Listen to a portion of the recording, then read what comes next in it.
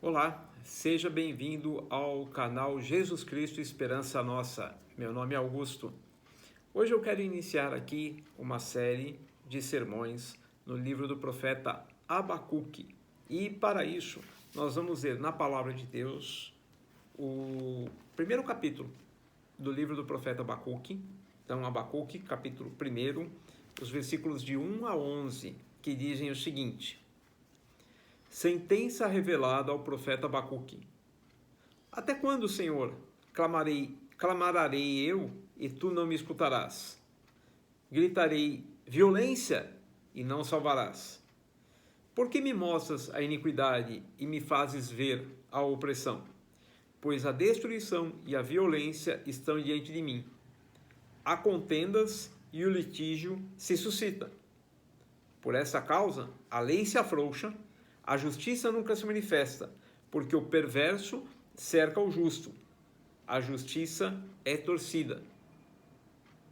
Vede entre as nações, olhai, maravilhai-vos e desvanecei, porque realizo em vossos dias obra tal, que vós não crereis quando vos for contada. Pois eis que suscito os caldeus, nação amarga e impetuosa, que marcham pela largura da terra, para apoderar-se de moradas que não são suas.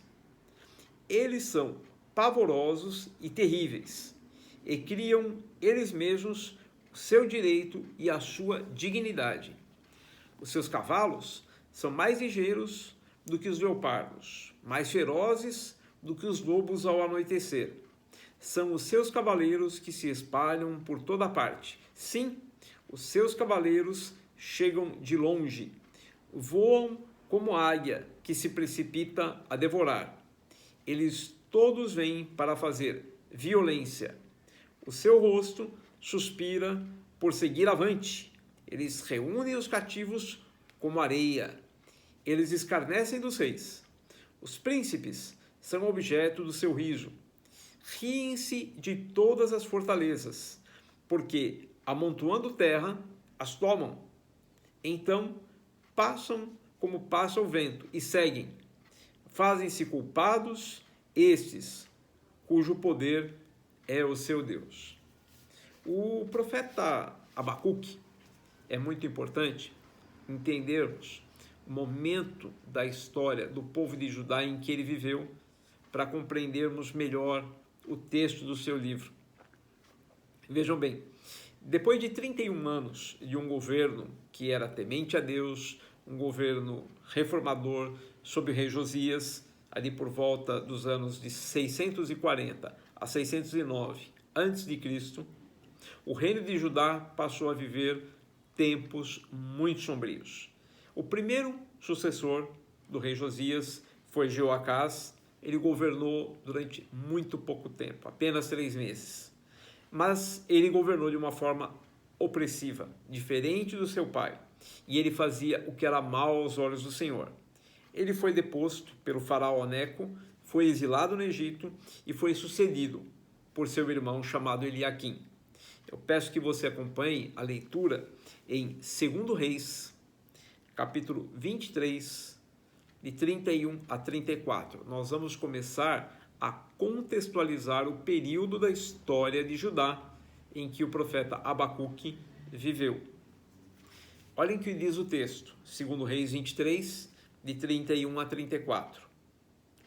Jeoacás tinha 23 anos de idade quando começou a reinar, e reinou 3 meses em Jerusalém. O nome de sua mãe era Amutal, filha de Jeremias. Ele era de Líbna. Ele fez o que o Senhor reprova, tal como os seus antepassados. O faraó Neco o prendeu em Ribla, na terra de Ramate, de modo que não mais reinou em Jerusalém. O faraó também impôs a Judá um tributo de 3,5 toneladas de prata e 35 quilos de ouro.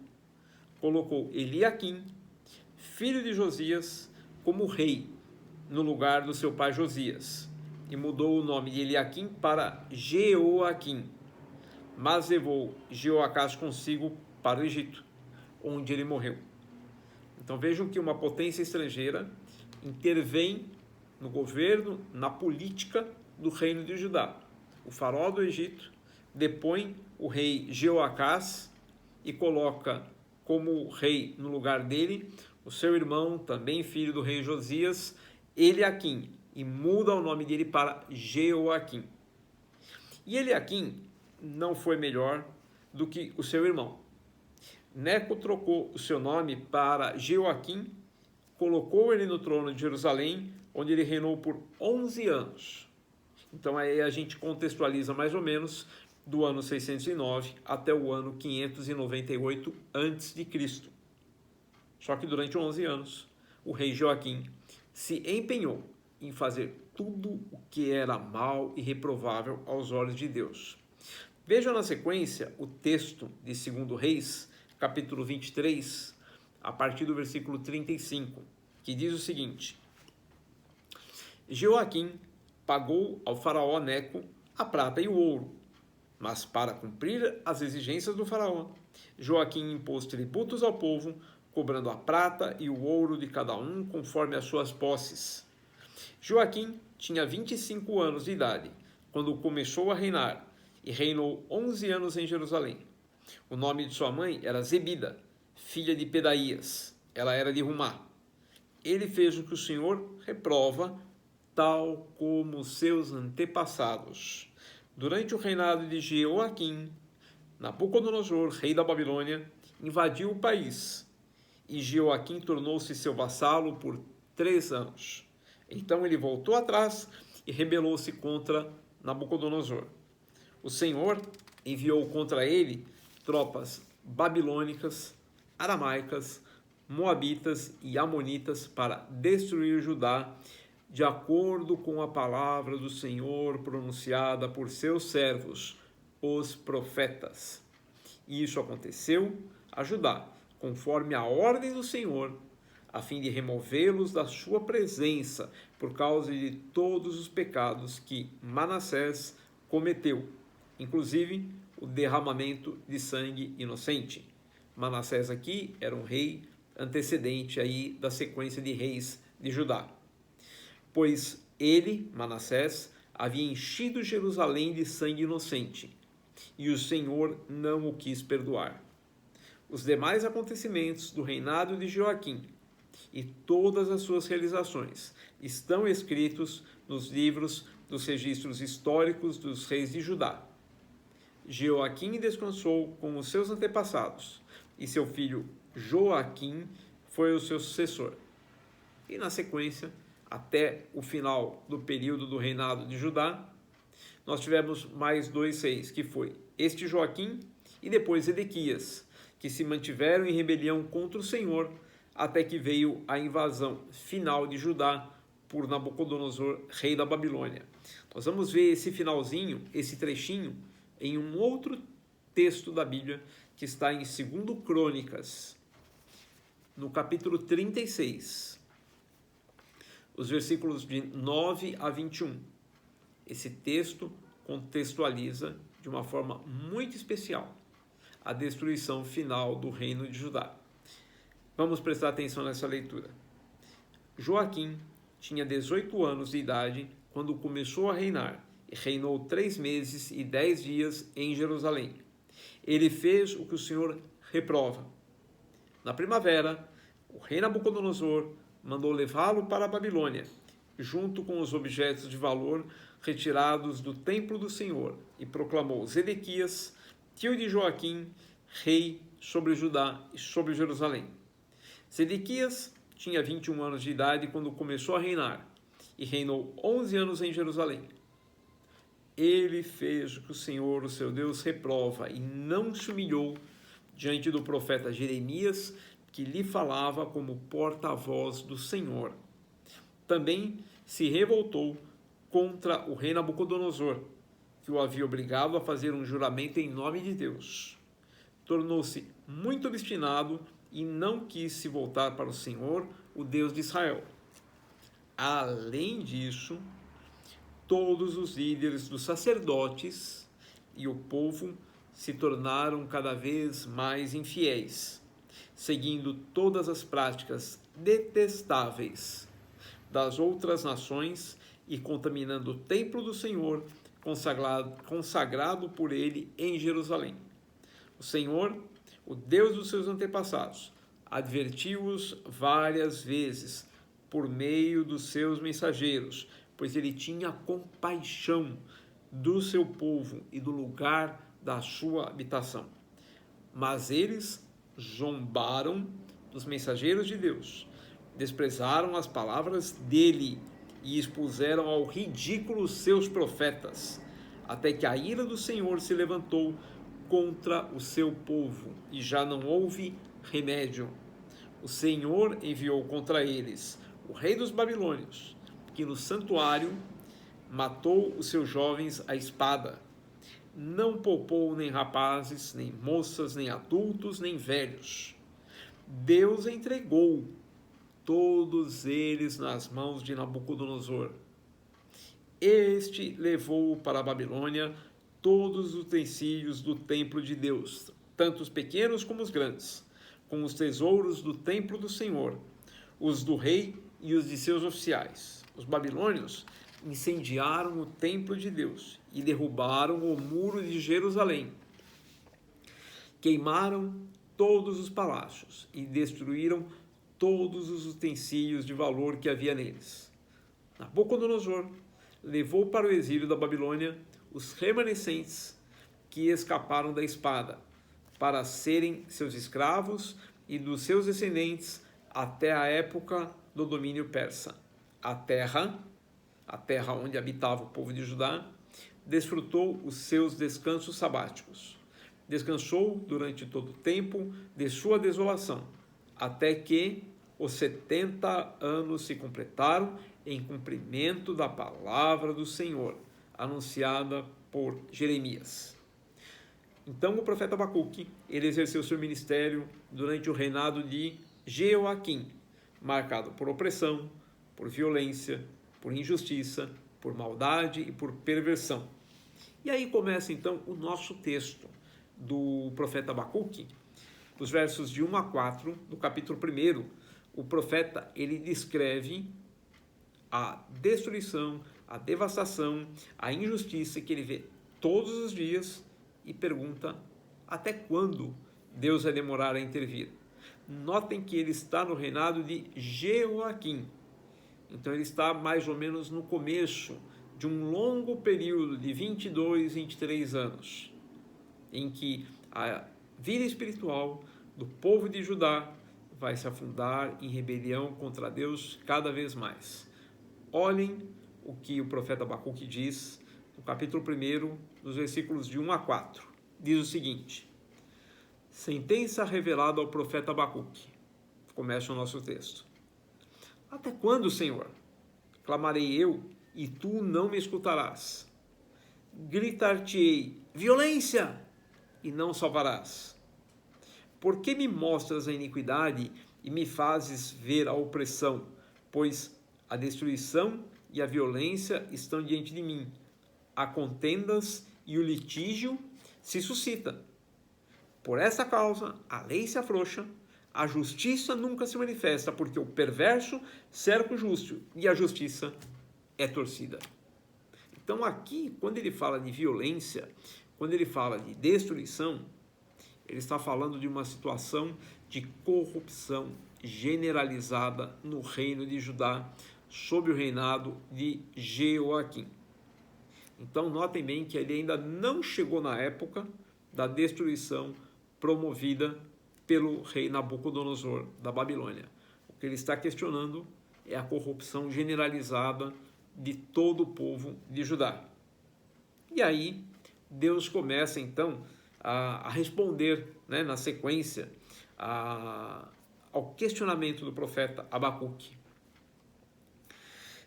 Veja bem, o primeiro aspecto que o profeta não está considerando é uma coisa chamada a paciência de Deus. E a paciência de Deus, ela é prodigiosa.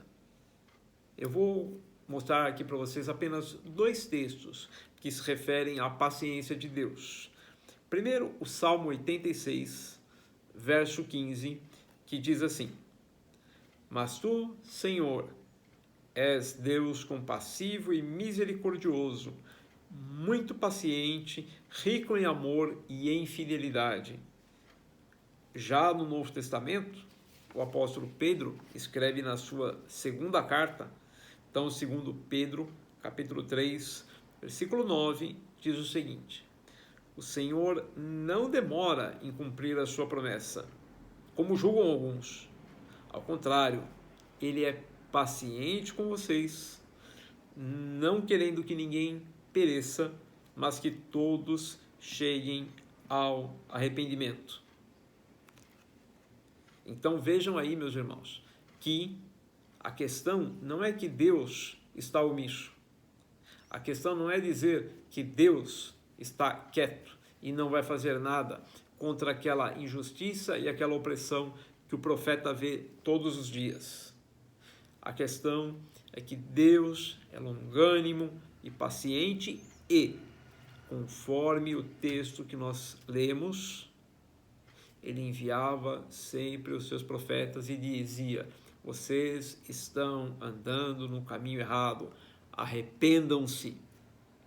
Tudo o que Deus queria era perdoar o povo, mas para isso o povo precisava se arrepender genuinamente dos seus pecados. E o povo não se arrependia. Então este é o primeiro aspecto que o profeta Abacuque não está considerando. É a questão da paciência de Deus e do imenso amor que ele manifestava pelo seu povo, como nós vemos lá no texto de 2 Crônicas, quando ele diz que Deus tinha compaixão do seu povo e do lugar da habitação do seu nome, que era o templo de Jerusalém. E aí vem então, na sequência, ainda no profeta Abacuque, capítulo 1, dos versículos de 5 a 11, Deus começa a responder ao profeta. E ele começa anunciando o castigo de Judá pela Babilônia. Vamos lá ver os textos, né? O texto de Abacuque, capítulo 1, os versículos de 5 a 11, que diz assim: Vede entre as nações, começa a responder Deus ao profeta, vede entre as nações, olhai, maravilhai-vos e desvanecei, porque realizo em vossos dias obra tal que vós não crereis quando vos for contada. Pois eis que suscito os caldeus, nação amarga e impetuosa, que marcham pela largura da terra, para apoderar-se de moradas que não são suas.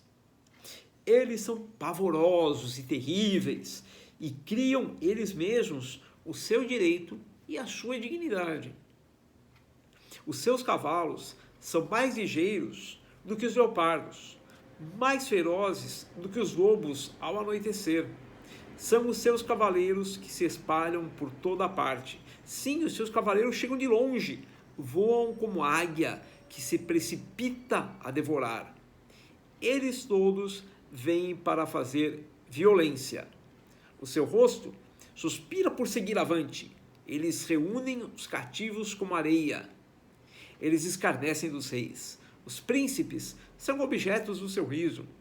Riem-se de todas as fortalezas, porque amontoando a terra, as tomam, ou seja, tomam as fortalezas. Então passam como passa o vento e seguem. Fazem-se culpados estes, cujo poder é o seu Deus. Então notem que Deus está começando aqui a responder ao profeta e a manifestar a sua soberania sobre as nações. Nós vimos aqui um aspecto, um atributo de Deus, que é a paciência, a compassividade, a misericórdia de Deus. E agora Deus começa a manifestar um outro lado, um outro atributo, que é a sua soberania sobre as nações. Deus estava chamando uma nação, um povo que não fazia parte da aliança de Deus com Israel, um povo que não o cultuava como Deus, mas Deus está usando um povo estrangeiro para punir o seu próprio povo, o povo de Judá, que como descendente de Jacó se chamava pelo nome do Senhor, o povo do Senhor. Deus é soberano sobre as nações e Deus executa seu juízo contra elas. Vejamos lá o que diz o profeta Isaías no capítulo 40, o verso 15, diz assim: na verdade, as nações são como a gota que sobra do balde. Para ele, para Deus, são como o pó que resta na balança. Para ele, as ilhas não passam de um grão de areia. Todo o universo, todo o mundo, tudo que nós conhecemos, quantas nações existem hoje em dia? Deus olha, é a gotinha que sobrou aqui do balde. Um pouquinho de areia que sobrou ali, um pozinho da balança. E nós ficamos às vezes maravilhosos com determinados reinos, com determinados impérios. E Deus vai, tá. É uma gotinha, é um pozinho. O Salmo capítulo 2, os versos de 1 a 4 também diz: por que se amotinam as nações e os povos tramam em vão? Os reis da terra tomam posição e os governantes conspiram unidos contra o Senhor e contra o seu ungido. E dizem: façamos em pedaços as suas correntes, lancemos de nós as suas algemas.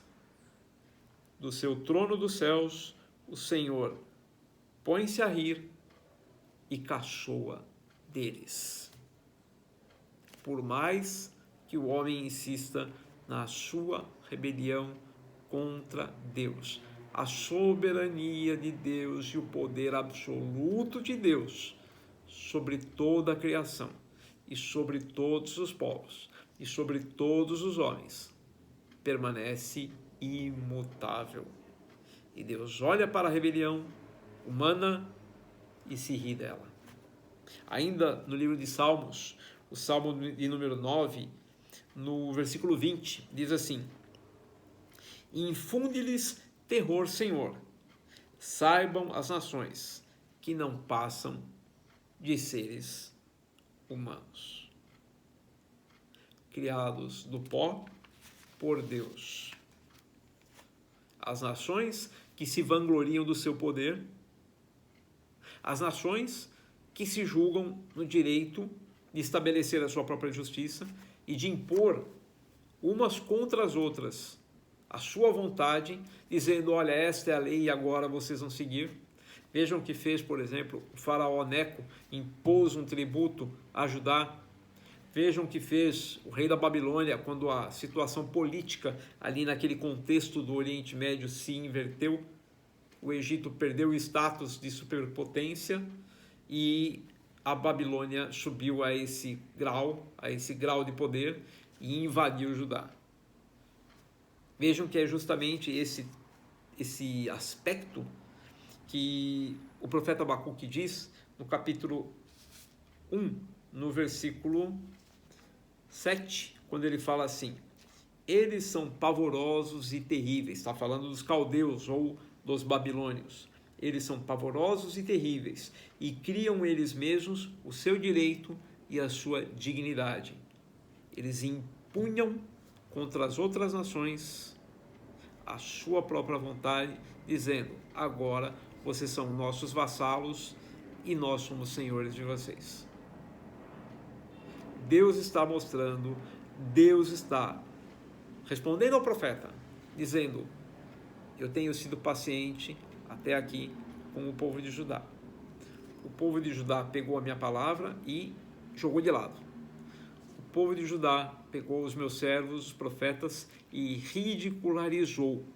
O povo de Judá insistiu em não aceitar a minha palavra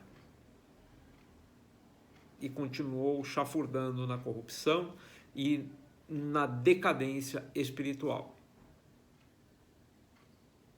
Mas eu suscitarei uma nação para executar o meu juízo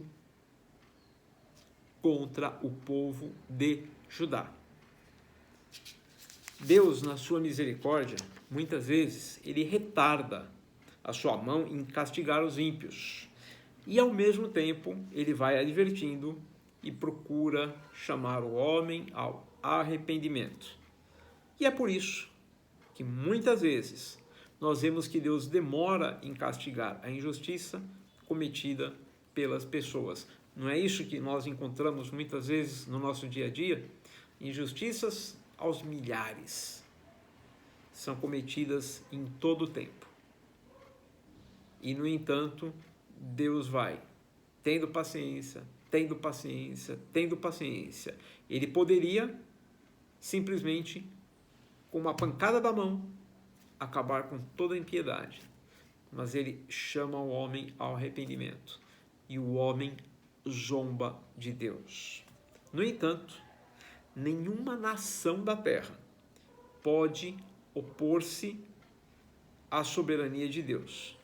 Nenhuma nação da terra pode subtrair-se ao seu poder. Quando chega o momento de Deus dizer, basta, não há, em hipótese nenhuma, quem escape ao seu juízo.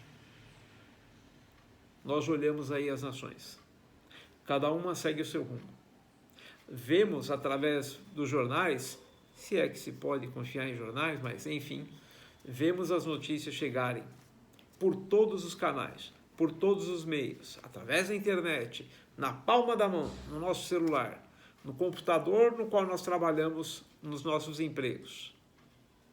E a gente fica muitas vezes olhando e fala assim, que coisa absurda. O que é que esses povos estão fazendo? O que é que esses soberanos, presidentes, reis, imperadores e outros tantos, primeiros ministros, enfim, estão fazendo no comando das suas nações? No entanto, eles têm um soberano a quem prestar contas. E este soberano é Deus, que por mais compassivo e paciente seja, só Ele tem o supremo poder e a suprema autoridade de, no momento em que Ele quiser, dizer a estes governantes e a essas nações, basta.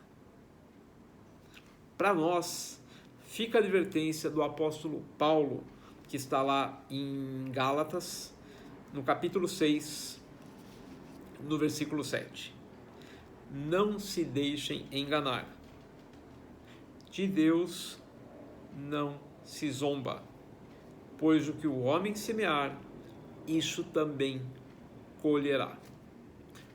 Toda essa injustiça que nós vemos todos os dias acontecer no mundo todo que nos cerca, nós que vivemos aí num planeta com cerca de 7 ou um pouco mais de bilhões de seres humanos, e vemos todos os dias injustiça, a injustiça cometida por um vizinho, por um patrão, por um chefe, por um assaltante, por um marginal, por um político, por um governante, e às vezes até uma injustiça que é cometida por uma nação contra outra. Não precisamos, em momento algum, nos desesperar, nos descabelar em desespero, achando que tudo está seguindo de mal a pior. Vamos entender que Deus é paciente e que Deus convida os homens ao arrependimento. No entanto, de pleno direito, enquanto o homem se mantiver rebelde contra Deus, chega o momento em que Deus diz, basta. De Deus não se zomba, pois o que o homem semear, isso também o homem colherá. Que Deus nos abençoe.